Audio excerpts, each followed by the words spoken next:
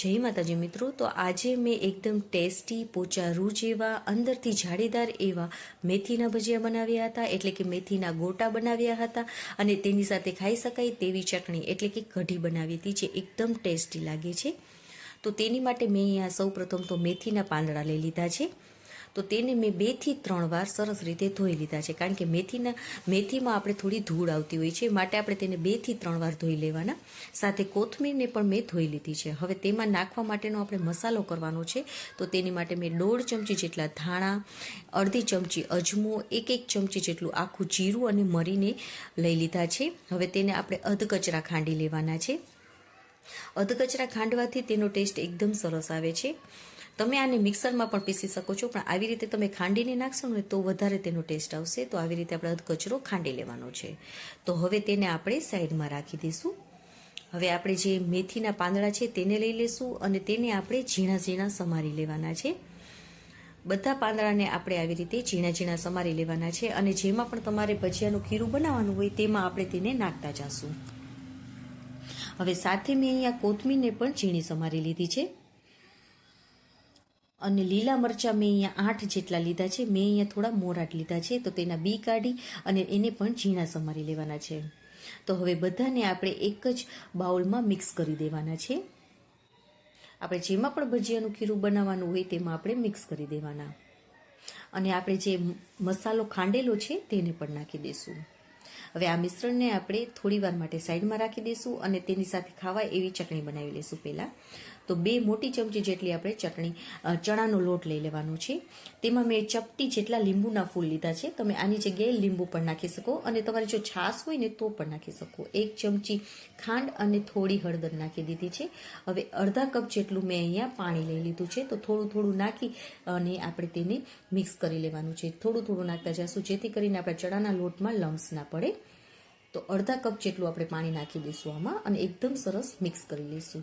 હવે તેનો આપણે વઘાર કરી લઈશું. તેની માટે મેં 1 ચમચી જેટલો તેલને ગરમ કરી લીધું છે. તેમાં આપણે રાઈ અને હિંગ નાખી દઈશું અને 1 લીલું મરચું નાખી દઈશું ઝીણું સમારીને. તેને સતડાવા દઈશું. હવે 1 કપ જેટલું આપણે પાણી નાખવાનું છે આમાં અને પાણીને આપણે ઉકળવા દઈશું.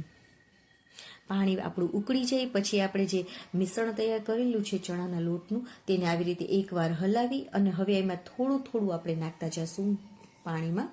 આવી રીતે થોડું થોડું નાખતા જઈશું ને હલાવતા જઈશું જેથી કરીને આપણે ગઠ્ઠા ના પડે. તો આવી રીતે આપણે થોડું થોડું નાખતા જવાનું, એક સાઈડ ચમચીથી હલાવતા જવાનું અને હવે આપણે જરૂર મુજબ મીઠું એડ કરી દઈશું આમાં અને આપણું 5 થી 7 મિનિટ માટે તેને આપણે ઉકળવા દેવાનું છે. તો 5 મિનિટ થઈ ગઈ છે તો આપણી કઢી પણ તૈયાર થઈ ગઈ છે. તો હવે આપણે આમાં આપણે જે મેથીનું જે મિશ્રણ કરીને રાખેલું છે તે લઈ લઈશું. તેમાં સ્વાદ મુજબ મીઠું નાખી દઈશું અને 2 કપ જેટલો પહેલાં ચણાનો લોટ નાખીશું. મારે અહીંયા 2 કપ જેટલી મેથી થઈ છે, માટે આપણે પહેલાં 2 કપ જેટલો ચણાનો લોટ નાખીશું અને પહેલાં એકદમ સરસ રીતે બધાને મિક્સ કરી લેવાનું છે. અને હવે આપણે જરૂર મુજબ પાછો ચણાનો લોટ નાખવાનો છે. પહેલાં આપણે થોડું થોડું પાણી 1 કપ જેટલું મેં પાણી લીધું છે, તો થોડું થોડું પાણી પહેલાં નાખતા જઈશું અને એકદમ મિક્સ કરી લઈશું. તો હજી પણ આપણે ચણાનો લોટ નાખવાનો છે. આમાં 2 કપ જેટલો વધારે હજી નાખવાનો છે ચણાનો લોટ. તો હવે આપણે મિક્સ થઈ જાય પછી પાછા 2 કપ જેટલો આપણે ચણાનો લોટ પાછો નાખી દઈશું. મીન્સ કે આપણે 2 કપ જેટલી મેથી લીધી હોય એની સામે આપણે 4 કપ જેટલો ચણાનો લોટ નાખી અને આપણે થોડું થોડું પાણી નાખીને આવું ખીરું બનાવી લેવાનું છે તેનું. હવે મારે અહીંયા થોડું મીઠું ઓછું લાગતું હતું એટલે મેં મીઠું નાખેલું છે અને અડધું લીંબુનો રસ નાખીશું. મારે અહીંયા મોટું લીંબુ હતું માટે મેં અડધું લીધું છે. જો તમારે નાનું હોય તો આખું નાખી દેવાનું. અને ગરમ તેલ થોડું 1 ચમચા જેટલું નાખીશું આપણે અને ચપટી એટલે કે 1/4 ટેબલ સ્પૂન જેટલું આપણે ખાવાનો સોડા નાખવાનો છે. તમે આની જગ્યાએ ઈનો પણ નાખી શકો. હવે બધાને આપણે એકદમ સરસ રીતે મિક્સ કરવાનું છે. મને અહીંયા થોડું ખીરું જાડું લાગતું હતું એટલે મેં થોડું પાણી પણ એડ કરેલું છે. તો જો આપણે આવું ખીરું બનાવવાનું છે અને આ ખીરા માટે મારે અહીંયા 1.5 કપ જેટલું પાણીની જરૂર પડી હતી. હવે આપણે તેલને આપણે મીડિયમ ગરમ કરવાનું છે. બહુ ગરમ પણ નથી કરવાનું અને બહુ ઠંડુ પણ નથી રાખવાનું. એવું ગરમ કરી ગેસની ફ્લેમને મીડિયમ કરી અને આપણે આવી રીતે હાથ વડે વડાને પાડી લેવાના છે, ભજીયાને પાડી લેવાના છે. હવે બિલકુલ પણ આપણે હાથ એને ચમચી વડે અડવાનું નથી. એની મેળે મેળે જ આવી રીતે ઉપર આવતા જશે. ગેસની ફ્લેમને આપણે મીડિયમ જ રાખવાની છે અને મેળે મેળે જ્યારે આવી રીતે ઉપર આવી જાય પછી જ તેને આગળ પાછળ કરીને કૂક કરી લેવાના છે. ઉપર નીચે કરી ચમચી વડે અને કૂક કરી લેવાના. તો જુઓ આપણા મેથીના ગોટા તૈયાર થઈ ગયા છે. તો એકદમ ટેસ્ટી એવા આપણા મેથીના ગોટા તૈયાર થઈ ગયા છે. તો તેને આપણે કાઢી લેશું. આવી જ રીતે આપણે બીજો બેચ પણ તૈયાર કરી લેવાનો.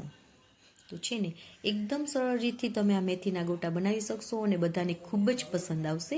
અને તેને આપણે ગરમા ગરમ પીરસશું. ગરમા ગરમ ખાવાની ખૂબ જ મજા આવશે અને તેની સાથે આપણે ચટણી અને કેચઅપ સાથે તેને પીરસશું. અને હા, જો તમને આ મારી રેસીપી ગમી હોય તો પ્લીઝ લાઇક કરજો અને મારી ચેનલમાં નવા હો તો સબસ્ક્રાઈબ પણ કરજો. અને તમને આ મારી રેસીપી કેવી લાગી તે કમેન્ટ પણ કરજો.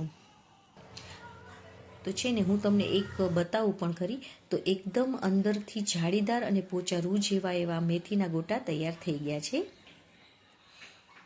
તો તમે પણ એકવાર જરૂરથી ટ્રાય કરજો અને તમારા ફેમિલી અને ફ્રેન્ડ સર્કલને શેર પણ કરજો. Okay friends, bye. જય માતાજી.